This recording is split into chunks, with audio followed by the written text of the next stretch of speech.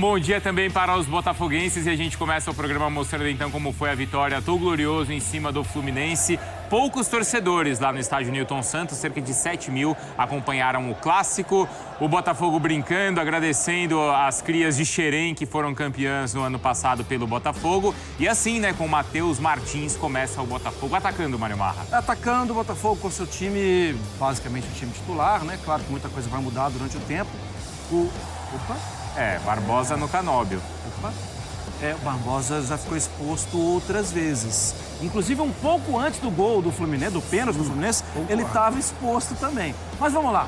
O Botafogo começa o jogo meio mais ou menos igual, mas o Botafogo melhor, né? As outras chances ainda no primeiro tempo, muitas do Fluminense. A gente viu ali aquela finalização do Thiago Silva e também o Cano batendo para fora.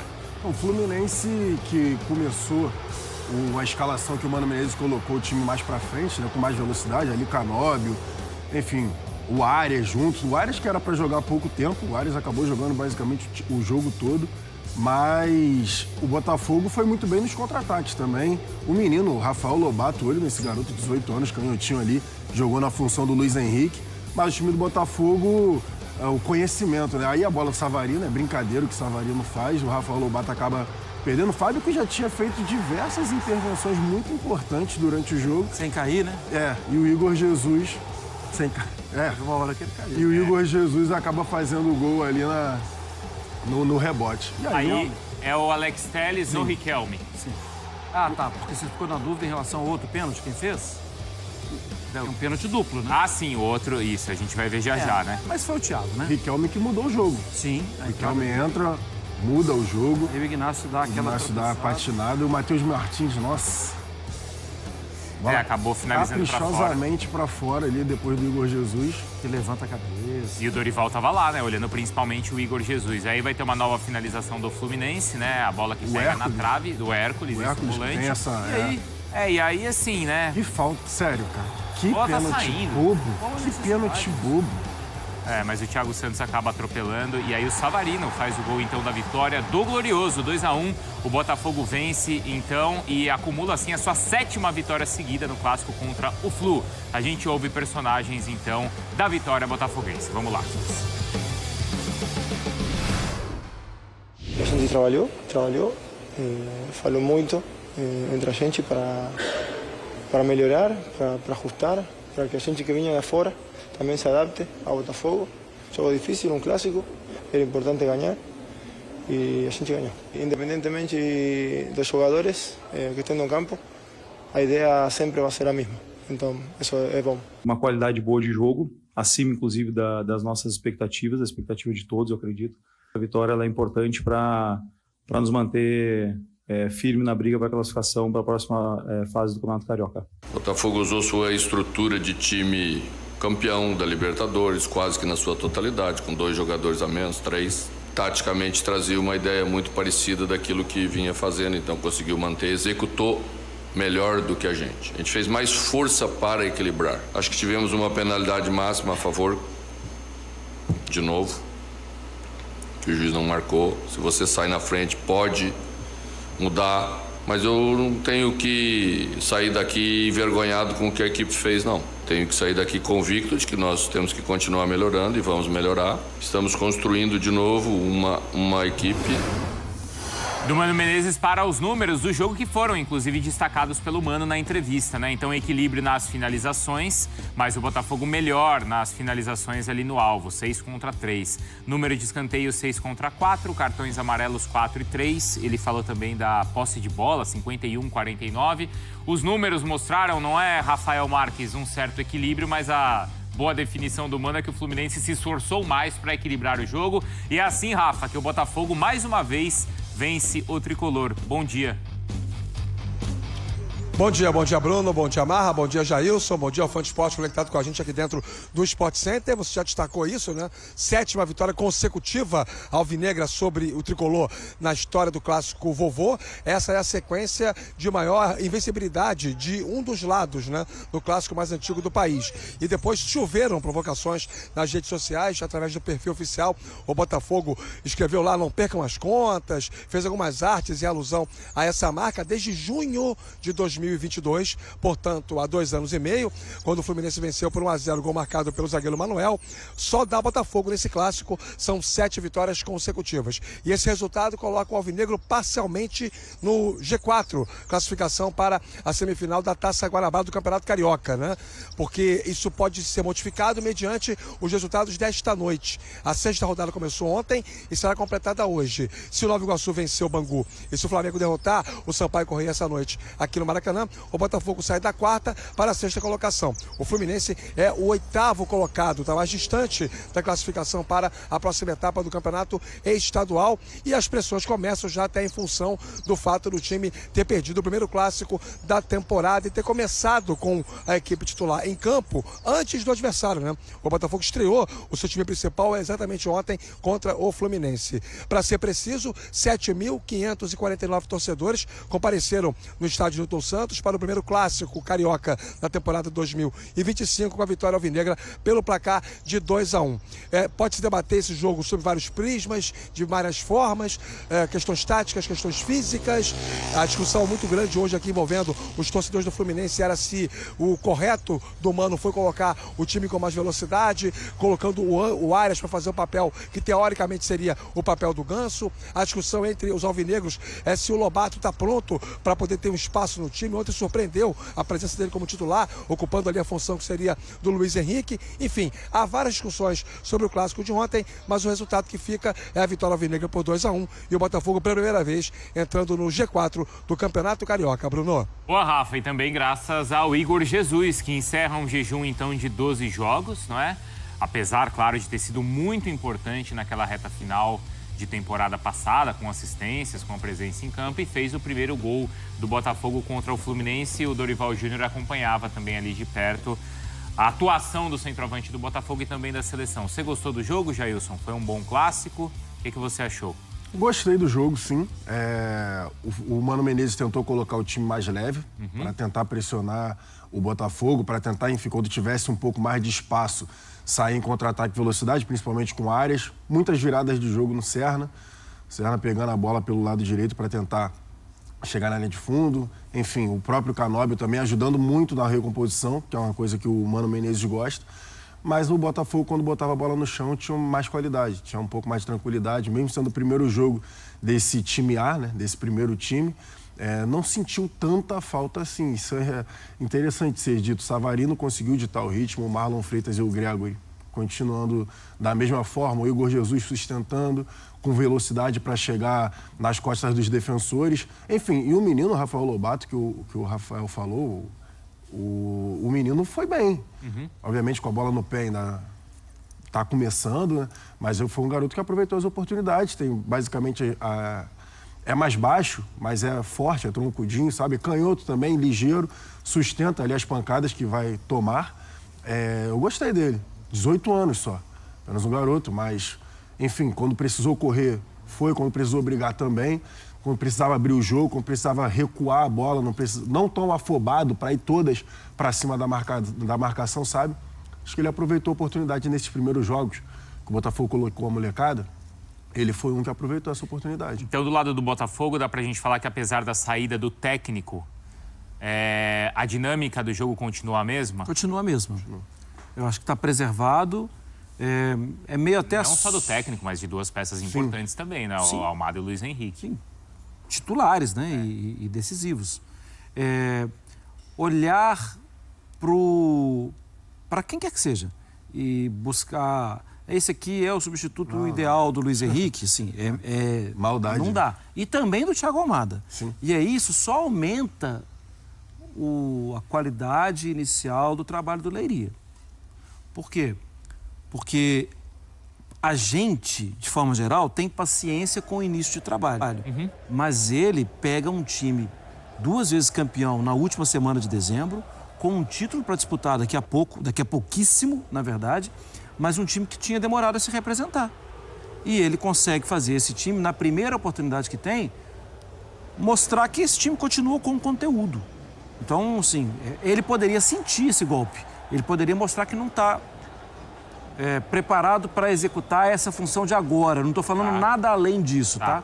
Essa função de agora. E ele está conseguindo, cuidar do grupo, preparar o grupo e manter o que a gente via em campo na temporada passada. E, de novo, pensando no que a gente via em campo na temporada passada, se o Savarino tiver pouquinho espaço, ele de novo vai resolver os jogos. Decide. Ele é um jogador, às vezes, mal interpretado e às vezes até, assim, vítima de algum preconceito para as pessoas que não veem o jogo. Ele não é um rapidinho. Uhum. Ele é muito mais que isso. Ele é um jogador... Olha o passe para o gol do Igor Jesus, né? Ele é um jogador que tem uma leitura muito boa. Eu, pensando no ano passado muito no que a gente viu do Botafogo, para mim ele era um facilitador da vida de quem está do lado dele. Lá. Esse passe aí, né, Marcos? E também aproveitando essa defesa que não é tão veloz, principalmente do lado do Thiago, né? Alta e não tão veloz do Flu. Alta acho que naquele momento, né? Linha alta algumas vezes teve. Tá. Só o que o Marra falou em relação ao Savarino ontem, não sei se o Marra concorda comigo, com a saída do Almada, eu percebi o Savarino fazendo essa função do Almada, de circular como organizador, e ele espetou o Matheus Martins. Só porque a gente não falou sobre isso, que antes ficava o Almada e o Savarino um pouco mais aberto, ou encostando ali de qualquer forma, no Luiz Henrique e no Igor Jesus. E ontem não, ele colocou o Matheus Martins de um lado, o Garoto do outro e o Igor Jesus, e o Savarino fazendo essa função de meia mesmo, de circular a bola. Acho que isso funcionou bem, que o Matheus Martins deu muito trabalho para o Samuel Xavier. Ontem ele realmente não era atacante. Ele era um jogador de meio. O meio era o Marlon, o Gregory e o ele. Exatamente. E vocês estão... Fala. Não, ia complementar com o Fluminense. A questão do Fluminense, para mim, é que teve essa questão de tentar botar mais velocidade com jogadores com Canóbio, enfim, com Arias, como a gente já falou, Serna. Só que o time do Fluminense é pouca movimentação.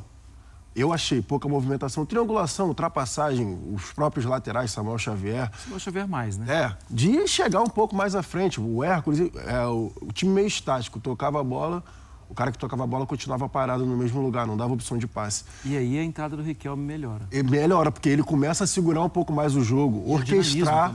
E ele dava a bola e ia. Dava a bola e fazia ultrapassagem. Não soltava a bola de primeira, por exemplo. Segurava, esperava alguém chegar próximo a ele para realizar as jogadas. Só que tem uma crítica aquele cara ali para mim. O Rafael? Não, tá maluco? Vou criticar o Rafael Martins. Não, quando é a crítica ao Rafael Martins... Não, mas aí a gente fecha o microfone. Eu não sei se o Rafa tá ali no Maracanã, ele pode continuar na conversa com a gente, mas a minha crítica é o Cano. Mesmo com os gols e tudo mais, o Cano, ele tem uma peculiaridade dele, ele não vai mudar, é óbvio, que já é um cara experiente e tudo mais. Característica dele. Mas diversas oportunidades que eu vi, assim, quando o Fluminense conseguiu criar de troca de passe e tudo, o Cano, ele domina a bola e ele já chuta. Domina a bola e chuta. Ele não vê alguém ultrapassando uma oportunidade de um passe. É a característica dele. Sim. Só que às vezes estava bem longe do gol. Bem longe do gol. Ele já dominava e chutava a bola logo de primeira, sabe? E às vezes o Canóbio dando oportunidade, o próprio Riquelme, enfim. Os jogadores tentando fazer ultrapassagem para receber a bola numa melhor posição. Mas o Cano já dominava a bola e aquela fome do artilheiro de chutar a bola pro gol. Porque, Rafa, quando o time do Fluminense funcionava, e o Cano pegou a fama de ser um cara de um toque, o time exatamente funcionava, a bola chegava até ele e ele estava dentro da área. E estava iluminado também. De onde ele chutava era gol. Por exemplo, aquele gol dele que ele mete contra o Vasco de canhota, no meio campo. Nesse momento, o time do Fluminense não tem a mesma dinâmica que tinha do... Bom, eu não ia falar do ano passado, mas nem do ano passado, 2023. né? Do time mas tem que falar, do Fernando Diniz. De 2023. Mas a gente também nem pode cobrar isso, né, Rafa? Sim. Não pode. Até por natureza de trabalho, né, Bruno e companheiros? Você tem a discutir aquilo que é a realidade, ou seja, é o Fluminense do Mano Menezes. Com outras crenças, com outras características e com jogadores vivendo momentos diferentes do que aquele do ano retrasado. Já é retrasado, tá, gente? Estamos em 2025, né? Então parece que é uma coisa que está há pouco tempo, mas não está tão pouco tempo assim. Passou uma temporada inteira e uma temporada dura, com abalos psicológicos sérios em relação também a esse elenco, que passou a maior parte do Campeonato Brasileiro preocupado em acumular pontos para evitar um rebaixamento. Ontem o que mostrou o jogo para mim, e aí indo ao encontro do que o Jailson falou, é que para o Cano poder ser esse cara que vai girar e chutar, o coletivo inteiro precisa estar funcionando melhor.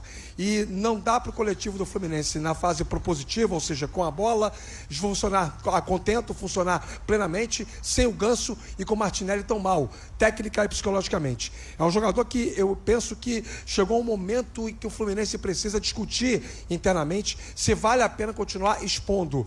O que é expondo? Sabendo que o jogador está destroçado emocionalmente com o torcedor, sua moral está muito lá embaixo, e tendo ele um papel fundamental na fase construtiva do time, se vale a pena continuar insistindo com ele. A bola está queimando nos pés do Martinelli. Não é um jogador que erra tanto quanto tem errado ultimamente, desde o final do ano passado. Mas o Mano, por enquanto, vai insistindo com a presença dele em campo. E acho que o Hércules está ainda se adaptando, né, ao novo time, à nova forma de jogar, e também não foi uma peça tão importante. Se você me permite, Bruno, rapidinho, só para não perder o gancho, não ficar muito distante, eu queria falar um negocinho do Botafogo.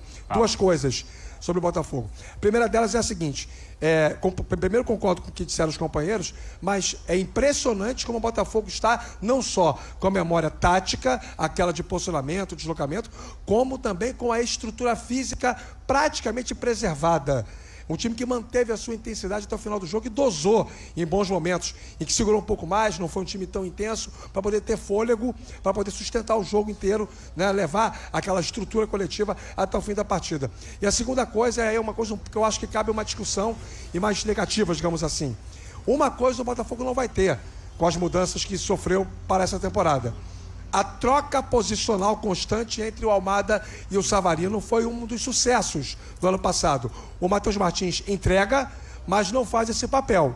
E aí, quando o Marra fala sobre o Savarino, eu fico só um pouco preocupado em relação a uma natural sobrecarga que ele venha a ter pela ausência do Thiago Almada. Sim. Fala, pessoal, pausando o vídeo rapidinho aqui para lembrar vocês de deixar o like. Ó, fala aqui embaixo, comenta aqui embaixo o que vocês acharam do jogo de ontem. O Fluminense já é café com leite pro Botafogo? O clássico vovô virou clássico papai ou ainda não? Compartilha o vídeo com amigos que não conhecem o canal ainda. Se inscreve no canal e ativa o sininho, porque, cara, igual esse aqui, vão ter vários vídeos hoje sobre o Botafogo, do apavoro que a gente deu com o time semi de férias, né, do Botafogo, o time depenado, desmanchado em cima do Fluminense, tá? Ó, 4 planos de membros, de 3, de 5, de 15, vários valores diferentes. Você escolhe um, ajuda o canal demais, tá bom? Todos os dias tem conteúdo aqui no canal. É o canal que mais posta horas de conteúdo sobre Botafogo na internet brasileira e mundial, tá? Me mostre um canal que posta mais horas que a gente e eu encerro ele. Pessoal, vamos seguir pro vídeo que tem mais coisa pra gente reagir aqui. Agora falando de Campeonato Carioca, né? Destaque para a vitória ontem do Botafogo no Clássico contra o Fluminense. Vitória por 2-1 com o Botafogo estreando a sua equipe titular. E o destaque, claro, para Pintou o 7, além de um número histórico, né, para o Botafogo, significativo, o número de vitórias no confronto entre Botafogo e Fluminense. Chegou a 7 vitórias consecutivas o Botafogo nesse clássico, que a gente sabe para a rivalidade entre o torcedor tem muito peso, mas principalmente, Coutinho foi seu destaque aqui na abertura do Redação de hoje, para mostrar esse Botafogo para o torcedor em 2025, né? Um clube cercado de dúvidas, mas que dentro de campo apresentou um bom futebol ontem. Exatamente, Camila. É claro que assim, é um jogo só, né? Não tem como a gente tirar nenhuma conclusão para a temporada, mas tem como a gente dizer que foi acima das expectativas a estreia. Principalmente pelas ausências de 3 dos titulares do time base do ano passado, né? Lembrando que o Bastos também não jogou na zaga. Jogou o Lucas Alto, que até jogou bem ontem. Sim. Né? E era pouco utilizado pelo Arthur Jorge na reta final da temporada. A grande surpresa, o Lobato, né? O Rafael Lobato, que participa aí do lance do gol também, né? Dando esse passe para o Savarino encontrar, recebendo do Savarino em profundidade, aí batendo em cima do Fábio para o Igor Jesus marcar. E o Matheus Martins pelo outro lado. E assim, o que mais me chamou a atenção, Aiello, o Botafogo, ele replicou em campo muito daquilo que fazia no ano passado. A saída de 3 com o Gregory, com o Marlon Freitas à frente. Esse primeiro gol é velocidade, né? Ou seja, né, o toque rápido, o passe na vertical. Isso, para superar a marcação alta adversária. Os 2 laterais liberados ao mesmo tempo para gerar amplitude ao time no campo de ataque. Perfeito. O Matheus Martins saindo da esquerda para dentro, né? Óbvio, não é a mesma coisa que o Almada fazia, porque são jogadores com características diferentes, mas com a mesma liberdade que o Almada tinha para sair da esquerda e vir pro meio. O Lobato Com relação ao Luiz Henrique, a mesma coisa da direita para o centro. Savarino e Igor Jesus com a mesma movimentação, se entendendo pelo centro do ataque. Acho que o Igor foi o melhor em campo ontem por parte do Botafogo. Jogou muito bem, deu esse gol pro Matheus Martins. E o Matheus acabou perdendo por certo preciosismo. Acho que até a escolha do Lobato, em vez de um volante, como foi pontuado que poderia ser, né, a estreia do Botafogo, tem a ver com manter a maneira de jogar do último ano. Perfeito, né? jogador canhoto também, né? Vai jogar de pé invertido ali. Óbvio. O Lobato não é o Luiz Henrique e o Matheus Martins não é o Almada, né? São características diferentes. Qualidade condições diferente. técnicas diferentes, qualidades diferentes, então ninguém tá comparando, não. Apenas, como a Camila bem lembrou, você busca aproximar jogadores daquilo que era feito. A memória tática. Exatamente, para você buscar justamente essa memória. Acho que o Fluminense demora muito a encontrar ali o tempo de marcação no primeiro tempo, depois consegue, e aí equilibra o jogo até o final da primeira etapa. Botafogo volta a ser melhor na segunda etapa. Fluminense consegue o empate, né, depois do gol de pênalti marcado, muito em virtude da entrada do Riquelme ali pelo lado direito, que é um jogador muito diferente, que merece mais oportunidades, mais minutos no time principal do Fluminense, mas o Botafogo retoma o controle do jogo na reta final, faz o 2-1 e até poderia ter feito o terceiro, se não fosse o Fábio, que já tinha feito boas defesas no primeiro tempo. E aquele gol perdido pelo Matheus Martins. Né? Então, eu ontem, em algum momento do jogo, a sensação que eu tive, vamos esquecer a parte física e tudo mais, tô falando do jogo, aquilo que o jogo mostrava. Parecia um jogo, ontem, um jogo do Campeonato Brasileiro do ano passado. Do jeito que o Botafogo estava jogando e do jeito que o Fluminense estava jogando também. Só para lembrar que o Fluminense, ano passado, no Brasileiro, teve muita dificuldade, foi conseguir se livrar dos rebaixamentos na última rodada. E o Botafogo, né, foi campeão brasileiro, um time muito vertical. Então, assim, parecia um jogo de uma rodada do Campeonato Brasileiro do ano passado, na forma dos dois times jogarem, na forma, sobretudo, do Botafogo. Esse lance é espetacular, ou seja, uma troca de passes rápida, né, uma infiltração ali pelo lado direito, o chute, a defesa do Fábio, a conclusão do Igor Jesus. Lembrou muito o Botafogo do ano passado. E até contabilizou, né? Quase 1 minuto com a bola, quase 50 segundos. 15 foi muito igual. 15 passes. jogadores tocam. 15 passes. 15 e 9 jogadores tocam na bola, né? Isso. Então, 9 ou 8, não tenho dúvida se contamos com o goleiro, mas. Muito igual aos gols que o Botafogo fazia no ano passado. E aí vai o encontro do que a gente falou aqui na semana passada, né? E não na semana que vem, né, Camila? Que a gente não tem esse poder ainda, né? Então, na semana passada... Não sei se eu queria, não, sem spoiler. Muito bem. A gente falou na semana passada desse DNA do time. Não só do time, do elenco, da busca por jogadores que se encaixam dentro do elenco. E aí, a discussão que a gente estava até tendo com a galera da redação, antes de começar o programa, que eu disse o seguinte, talvez seja por isso, talvez não, eu acredito que seja por isso, que o Botafogo ainda não tenha anunciado um treinador. Porque precisa ser um treinador que, quando chegar, ele vai comandar o time que joga desta maneira. É claro que a figura do treinador, logo depois do programa, na semana passada, eu recebi 2 mensagens de um técnico e de um assessor de treinador, dizendo o seguinte, você tirou o valor do treinador. Eu falei, olha, eu não tirei o valor do treinador. Eu diminuí o valor do treinador. É claro que, por exemplo, teve uma sequência ano passado, não lembro dos 4 jogos. O Coutinho, que tem ótima memória, vai lembrar. Não conta comigo. Eu sei. Por isso que eu falei Coutinho, porque você eu já conhece. Aí jogou a responsabilidade. É verdade. Não, ele vai lembrar. Eu vou lembrar de 3, tá faltando mais um. Botafogo joga contra Criciúma, joga contra Cuiabá, joga contra Atlético Mineiro e mais um jogo.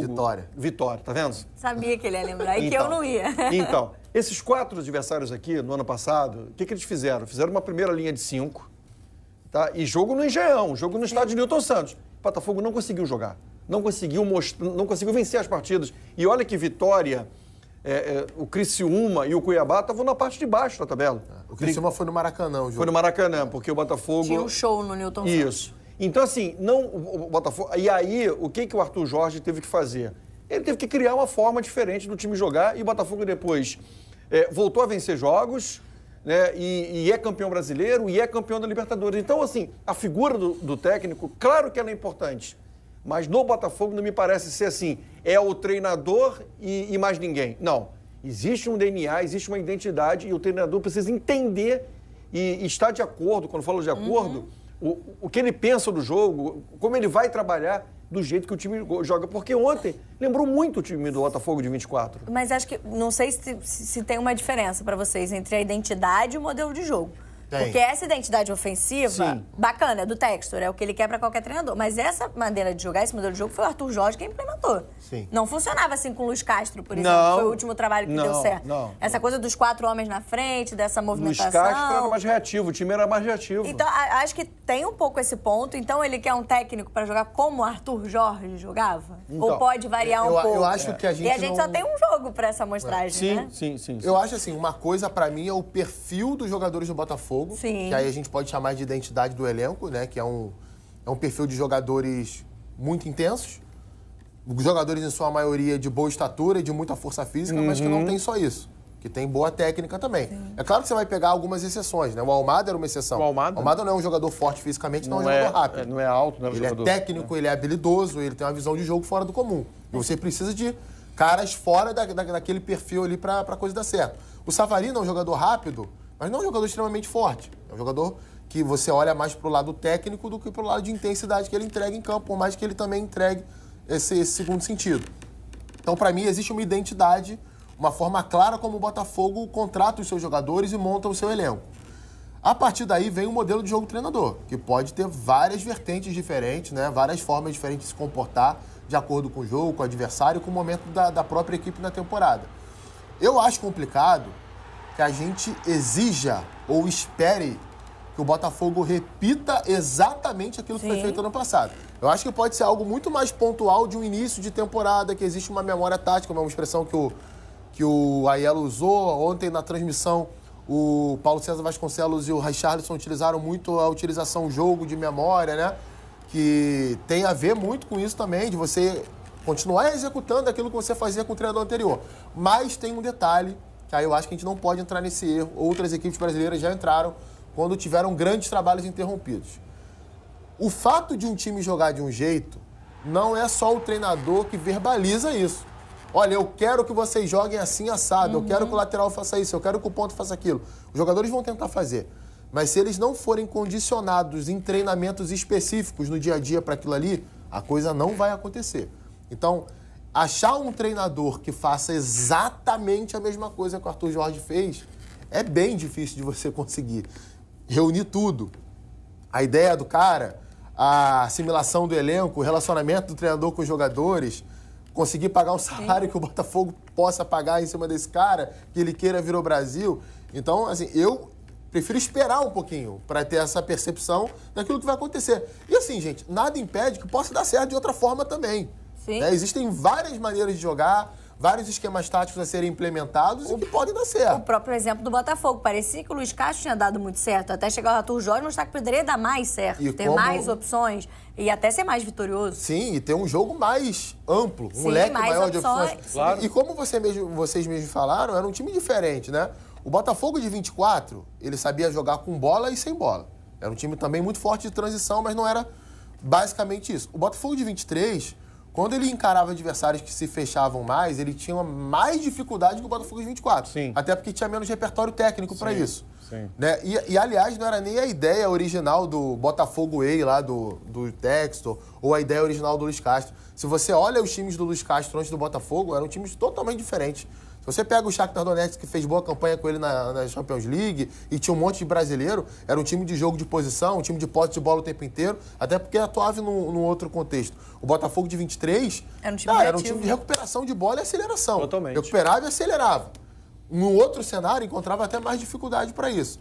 E pode dar certo de uma outra maneira em 25 também.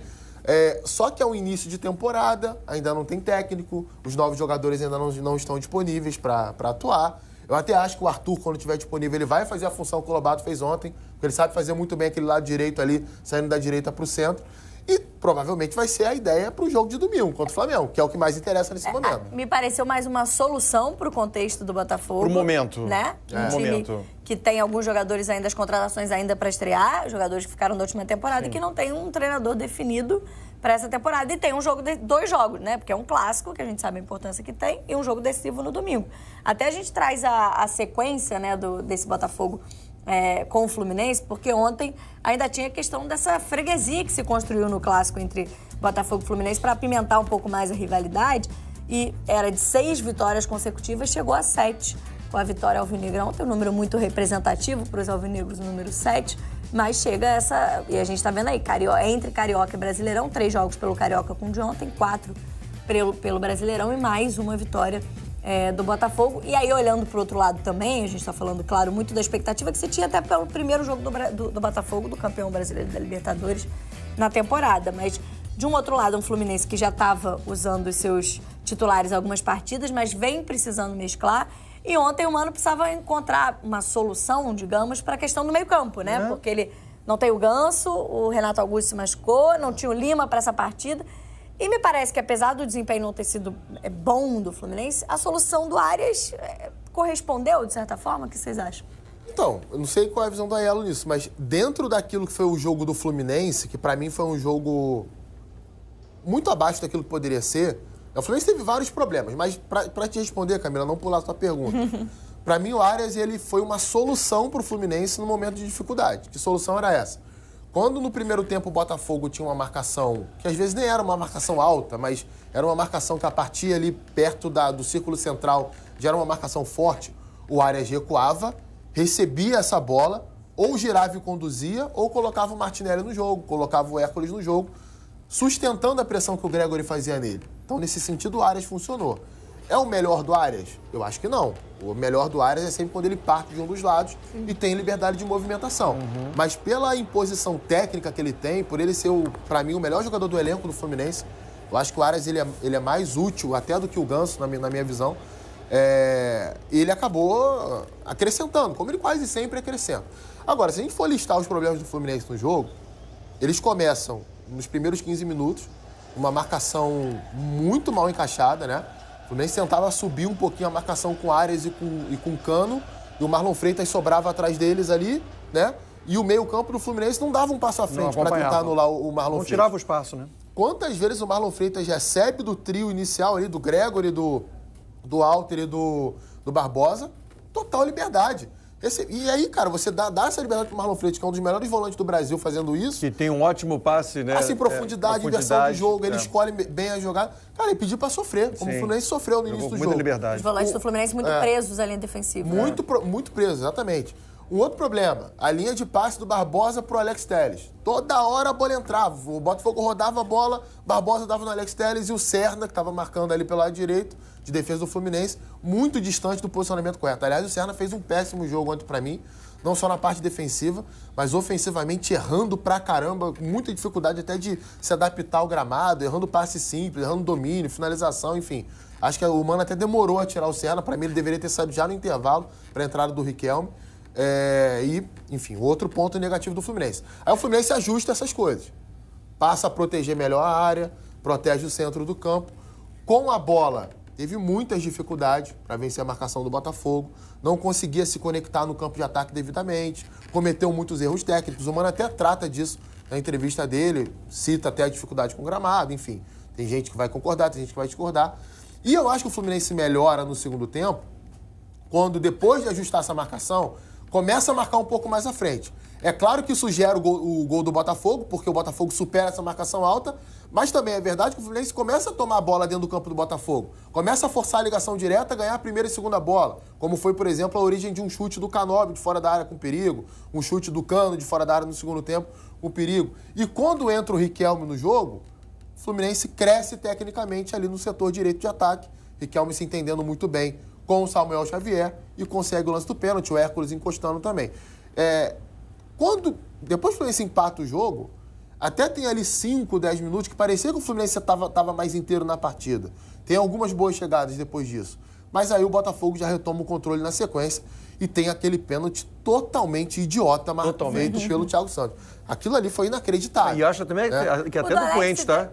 Do Fuentes também. Os dois foram muito mal. Porque um empurra e outro tromba. Dois... Era uma jogada que o Erling também foi bom. Gente, a bola ia chega sair. muito atrasado na marcação, né? O pênalti a favor do Fluminense. Sim. E depois o cometido pelo Fluminense. Mas era, Camilinha, assim, sem querer absolver realmente que o Alex foi mal, era uma jogada que o Riquelme estava com a bola dominada entrando na área. Sim, diferente. Né? O Yarley não tinha mais o que fazer. A bola ia sair. Ele não ia aguentar, ele não ia conseguir segurar aquela bola. O Thiago Santos, de forma estabanada, dá um encontrão por trás. E antes o Fuentes empurra. Esse é o do Alex Telles, né? Sim. Que foi o gol do Fluminense. E aí a gente mostrou também do Thiago Santos, que é o que o Coutinho está chamando a atenção para a infantilidade do lance. Eu concordo demais com a opinião do Coutinho sobre o time do Fluminense. E eu acho que, assim, todo mundo está aplaudindo aqui a atuação do Botafogo, que foi muito boa, surpreendente. É verdade, foi surpreendente. Mas eu acho que o Fluminense facilitou demais também isso. O Fluminense permitiu demais. Engraçado o seguinte, o Fluminense tinha 2 volantes muito presos, né, aos jogadores de defesa, quando tinha a bola. E quando o Fluminense não tinha a bola, o Fluminense permitia que o Botafogo conseguisse lançar essa bola em profundidade. E os zagueiros do Fluminense tinham muita dificuldade para chegar, correndo muito. Olha só esse lance. É o lance do pênalti que vocês estão falando. Não pode, olha lá. O que vai acontecer aí? Nada, a bola quicando. Cerca que a bola sai. A bola quicando, a bola não estava com domínio do jogador. Sabe, assim, eu acho que isso aí, só uma coisa para explicar. É calor do jogo, sabe, aquela coisa da intensidade do jogo, já está faltando oxigênio no cérebro para você poder raciocinar, gente, porque não é possível. O jogador toma a decisão errada mesmo. Toma a decisão errada, porque a bola ia sair, o jogador do Botafogo não tinha o domínio da bola. E aí 2 fazem pênalti. O Fuentes que empurra e o Thiago Santos que chega atropelando, sem qualquer necessidade. Então eu acho que muito do sucesso do Botafogo ontem, muito do bom jogo que o Botafogo fez, também aconteceu mérito do Botafogo. Já mencionamos aqui, memória tática, DNA, a forma que o time jogou ontem, do jeito que jogava em 24, perfeito. Mas o Fluminense também ajudou demais. Possibilitou que esse bom jogo do Botafogo acontecesse. Só um detalhe rapidinho, Camila, pra gente não ficar só preso aos resultados, né? Claro. O Fluminense ontem perdeu, a gente tá analisando aqui que não foi uma boa atuação. Acho que teve até alguns bons momentos ali, depois que o Fluminense empata o jogo, tava até vendo os lances ali, me refrescou a memória. Tem uma bola do Hércules na trave, o Hércules se solta mais no segundo tempo e tem um chute perigoso do Riquelme também, que ele corta pra dentro, chuta à esquerda dali, da meta. Só que assim, não é um jogo consistente, né? É claro que é início de temporada, mas o Fluminense está mais treinado que o Botafogo. Ele está há mais tempo em atividade do que o Botafogo. E só para não ficar só preso a resultado, o Fluminense vence a Portuguesa na estreia por 3-1, mas é um resultado bem enganoso. A Portuguesa joga melhor que o Fluminense no primeiro tempo. O Fábio salva o Fluminense de um empate e de uma derrota na primeira etapa. O percentual de aproveitamento de finalização do Fluminense naquele jogo foi bem alto. Até o Mano cita isso na coletiva ontem. E isso explica muito do que foi o resultado daquele jogo. E no final de semana contra o Madureira fez um jogo pavoroso, né? Era um time reserva ali, um sol danado, gramado seco, enfim. O Thiago Silva reclamou bastante das condições do jogo.